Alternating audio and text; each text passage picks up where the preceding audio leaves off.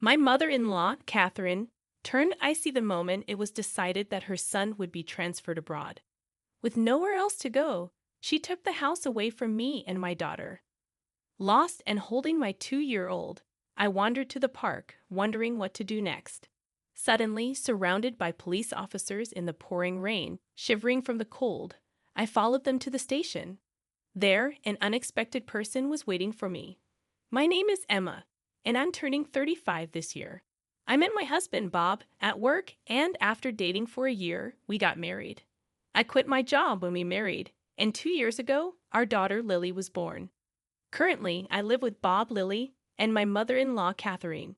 We used to rent a place, but after Catherine's husband passed away and she began to have knee problems, we decided to live together and bought a new apartment.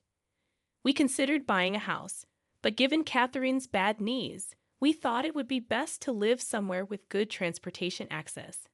Buying an apartment was cheaper than a house at that time, and it has an elevator, which makes daily life easier. Catherine also preferred the apartment, so we made a down payment and took out a 35-year loan. Bob's company often requires its employees to travel or relocate, but since we bought the house, we were told he wouldn't be transferred for a while. However, he travels on business more frequently than other employees, about once a week to other states. Having a 2-year-old daughter, I honestly feel stressed when Bob goes on his business trips. In the beginning, Catherine was cooperative, but now she doesn't help with childcare at all. In fact, she creates more work for me. For instance, she just eats and leaves her dishes around, and she leaves cooking utensils without rinsing them. I'm often busy with Lily, and by the time I notice, the food has dried on the dishes, making them hard to wash. Even when I ask her to at least rinse them, she just apologizes and promises to be careful next time. However, it's all talk. Strangely, she rinses them when Bob is around. I only realized this recently. At first, I thought it was okay since she occasionally rinsed them, but now I see it differently. I believe Catherine is intentionally giving me a hard time. For example, when she asks if I need anything from the store and I say no, she later mentions after I return that she actually needed something, and this happens quite often. Considering Catherine's bad knees, I believed moving was painful for her. So I wanted to help as much as I could, but my desire to assist is slowly fading. I thought about discussing it with Bob, but he's already stressed from work, so I didn't want to add to his burden. Catherine's behavior started soon after we began living together, and it's been going on for several years now. When I consulted with a friend, she said, "That sounds like she's bullying you. Why not talk to Bob? I think he might help." If I were to consult with Bob, there's a chance Catherine, who has no relatives, could end up in a facility. At that time, I felt maybe it would be better for me to endure it. However, one day, an event occurred that changed how I felt. That day, I planned to drop off Lily at my parents' place. My parents love Lily and occasionally have her over for sleepovers. Thanks for always bringing Lily. We look forward to these visits. Why don't you stay over sometimes too? My mom suggested. I'd love to, but I'm worried about leaving Catherine alone. I'll head home, I replied. Don't spoil Lily with too many toys, my dad teased as I left. After enjoying a brief chat, I decided to return to the apartment where Catherine awaited. Upon arrival, I realized something. I had left the keys at home. Though initially concerned, I remembered Catherine was home and decided to ring the intercom. I dialed the room number, but there was no response. Could she have gone out? Thinking that, I decided to wait outside for a while. However, Catherine never returned. This went on for about 2 hours, and by 7 p.m., it had gotten dark. Just then, another resident seemed to be returning, and I followed them in once they unlocked the main entrance. Catherine rarely goes out at night, so I was certain she was at home. With that thought, I pressed the intercom button outside our apartment. Though I could hear the ding-dong sound from inside, there was still no response. After waiting by the door for some time, I heard a faint sound from within. This meant Catherine was indeed inside. I tried the intercom a few more times, but Catherine refused to come out. Feeling defeated, I stayed at a nearby motel for the night, planning to return when Bob was back from his business trip. What happened out shopping, actually? I told Bob that Catherine had locked me out. He was understandably upset on my behalf, but Catherine just said, "Oh, maybe I didn't hear because of my hearing. I'm getting old, you know," trying to hide her smirk. Relieved to be back inside, I grabbed my keys and went to pick up Lily, who was staying at my parents' house. After discussing the situation with my folks, they said, "Sounds like she's giving you a hard time. If it becomes too much, you're always welcome back here." Exactly. "Remember, you're our precious daughter." Their comforting words brought tears to my eyes, but in front of Lily, I tried to maintain a brave face. I quickly wiped them away and headed home. For a while, there were no more issues with Catherine. Then, out of the blue, Bob's international transfer got finalized. A permanent transfer, not just a business trip. Yeah, we finally bought a place, and now this international assignment. "What do you think?" Bob asked. I couldn't answer Bob's question immediately. Considering the potential stress for Lily, I decided it would be best for the two of us to stay in the U.S. Soon after the decision, Bob had to leave for Europe. Although he was concerned about us, he seemed too swamped with work to give it much thought. So the life of me, Lily, and Catherine was about to begin. However, as expected, living with Catherine turned sour the moment Bob left for Europe. Her attitude changed dramatically.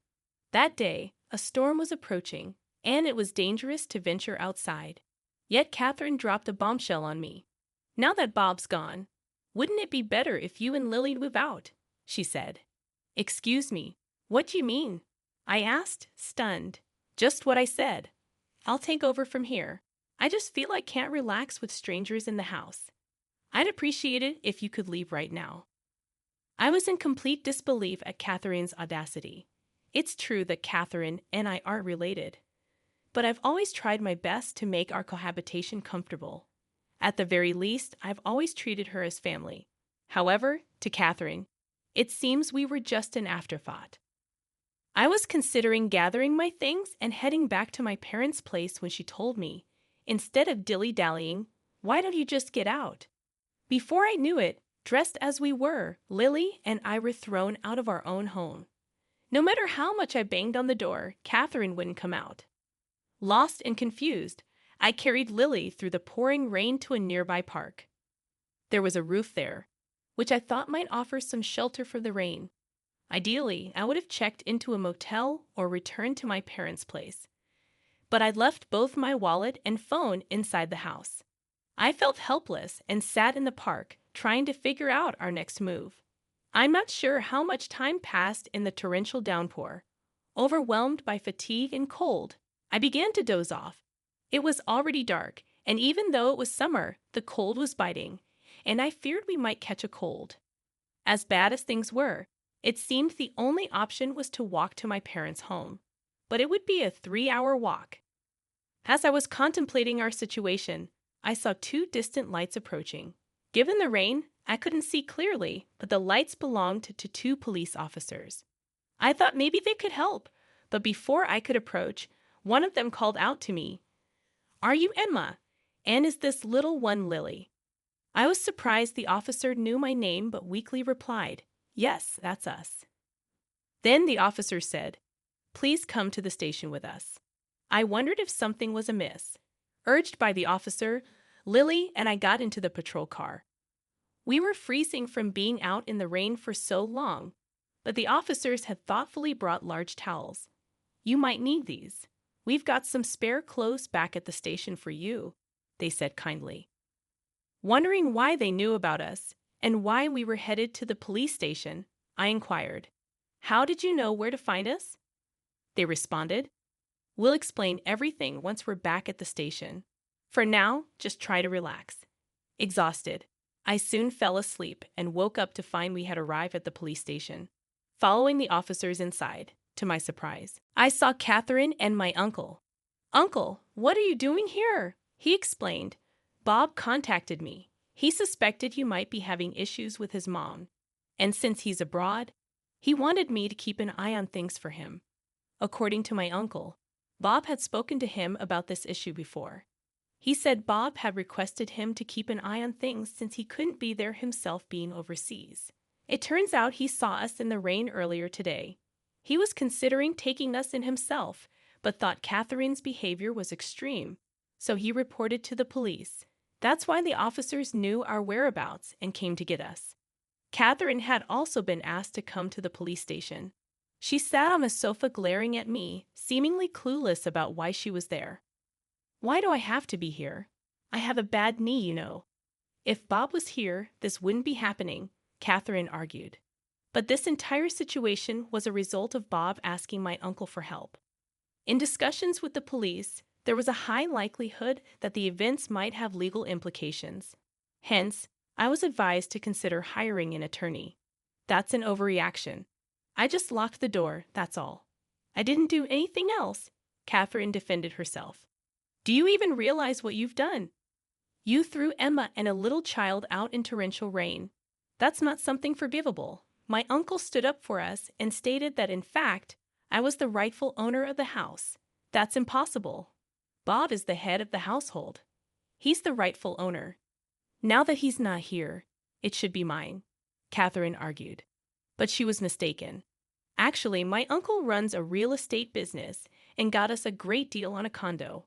Bob had recommended that the property be put under my name. Later on, following my uncle's advice, I decided to hire a lawyer. The lawyer said it would be challenging to evict Catherine.